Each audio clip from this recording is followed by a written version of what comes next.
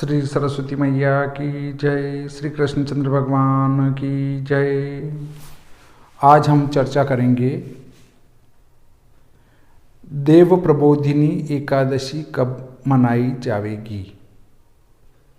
देखिए, यहाँ प्रश्न उठ रहा है कि 25/11/2020 को मनावें या 26/11/2020 को मनावें। देखिए, दशमी तिथि पूरे भारत में 48 घटी से 52 घटी के मध्य है।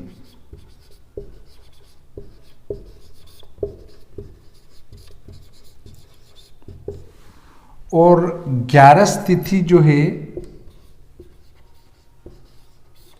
वो पूरे भारत में 55 घटी से 58 घटी के बीच में है।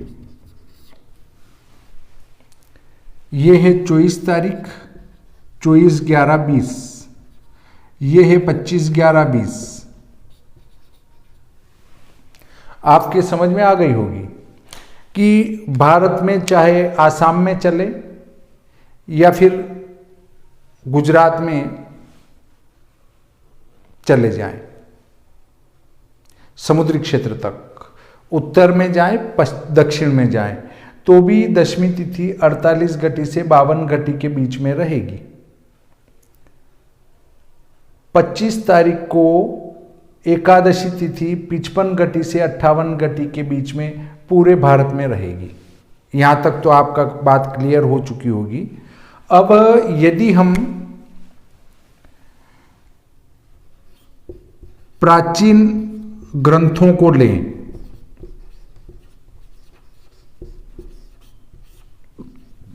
प्राचीन ग्रंथों को लें तो 25 तारीख को उनकी एकादशी है वो 60 घटी है, और 26 तारीख को भी लगभग 0 घटी न कुछ पल हैं, 20 पल 26 पल। ये हैं कौन से ग्रंथों से? ये आती है हमारे ग्रह लाघव, मकरंद, ब्रह्म सिद्धांत, सूर्य सिद्धांत। इनसे एकादशी 2 दिन हो रही है। और जब एकादशी की वृद्धि हो जाए तो स्मार्तों को दूसरे दिन वाली तिथि में और वैष्णवों को भी दूसरे दिन वाली तिथि में व्रत करना चाहिए। तो यदि हम प्राचीन ग्रंथों को मानते हैं, ग्रह लाघव, सूर्य सिद्धांत, ब्रह्म सिद्धांत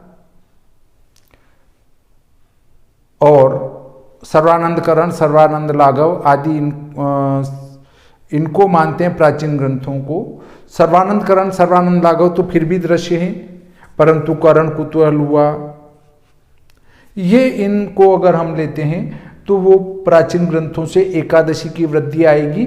और जब एकादशी की वृद्धि होगी तो स्मार्त और वैष्णव दोनों 26 नवंबर 2020 को एकादशी का व्रत करेंगे और 27 नवंबर को इनका पारना होगा।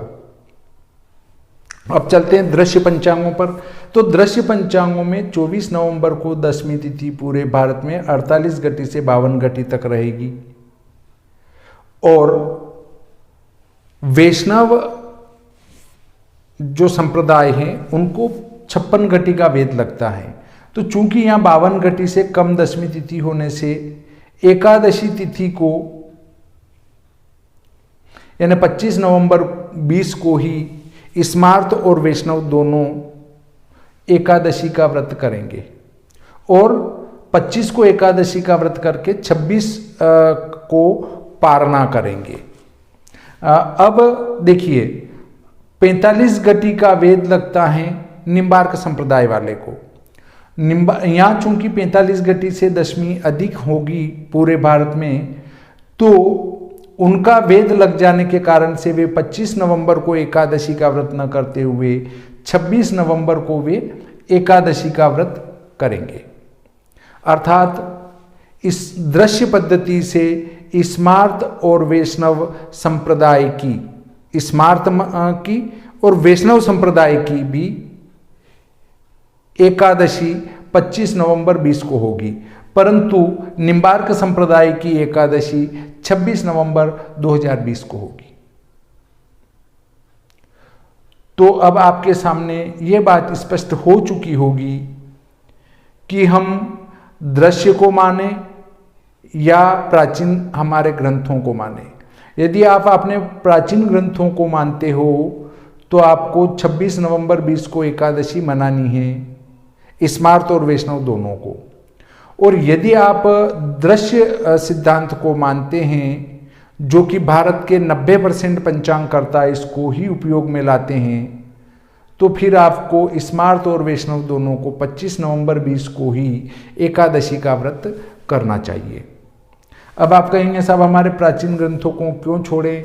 तो भाई इसके लिए हमारे धर्मशास्त्रों में ही स्पष्ट रूप से लिखा है, येन पक्षेण दृश्यते द्रगैक्यजम तेन पक्षेण कुर्यात तिथ्यादि निर्णयम। और इसके संबंध में कई दृश्य पद्धति को अपनाने के जो ये संकेत शास्त्रकारों ने हमें दिए हैं, जिसके अंतर्गत आपको दृश्य गणित का प्रयोग ही व्रत पर्व के निर्णय में करना चाहिए। परंतु कुछ ये कहते हैं कि देखने में तो दृश्य सही है और ये जो है फलित गणित के लिए हमारा प्राचीन ग्रंथ सही है। तो भाइयों, आप जिस ग्रंथ का उपयोग कर रहे हैं सूर्य सिद्धांत या ग्रह लाघव का, तो उसमें ग्रहण का गणित भी दे रखा है उन आचार्यों ने। तो आप ग्रहण का गणित फिर दृश्य से क्यों करते हो? आप ग्रहण का गणित भी आप ग्रह लाघव पंचांग बना रहे हैं, तो ग्रह लाघवी सूर्य ग्रहण क्यों नहीं देते?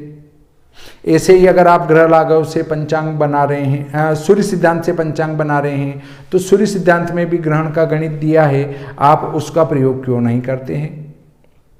क्योंकि वहां पर प्रत्यक्ष दिख रहा है, इसलिए लोग ये कहेंगे कि देखो आपने जो गणित किया वो सही नहीं बैठ रहा है। इसलिए वो लोगों को गुमराह करने के लिए आप ग्रह लाघव वाले और सूर्य सिद्धांत वाले गुमराह करने के लिए ग्रहण दिखने वाला तो दृश्य से देते हैं और बाकी चीजें उनकी अलग देते हैं।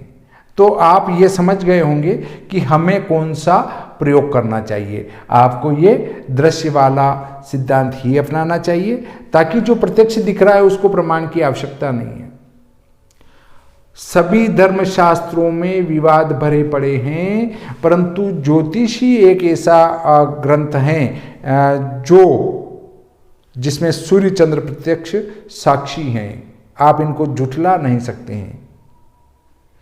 तो आपको दृश्य सिद्धांत को अपनाकर ही 25 नवंबर 20 को स्मार्त और वैष्णव को देव प्रबोधिनी एकादशी का व्रत भी करना चाहिए और मनाना भी चाहिए। और दूसरी बात, जो निम्बार्क संप्रदाय हैं वे 26 नवंबर 20 को एकादशी मनाएंगे। इस प्रकार शायद इतने विस्तार से बोलने पर आपका समाधान हो चुका होगा। फिर भी यदि किसी को कोई आपत्ति हो तो कमेंट बॉक्स में आकर कमेंट करें, तो अंतर्राष्ट्रीय स्तर पर उस पर और विस्तृत में चर्चा हो सकेगी।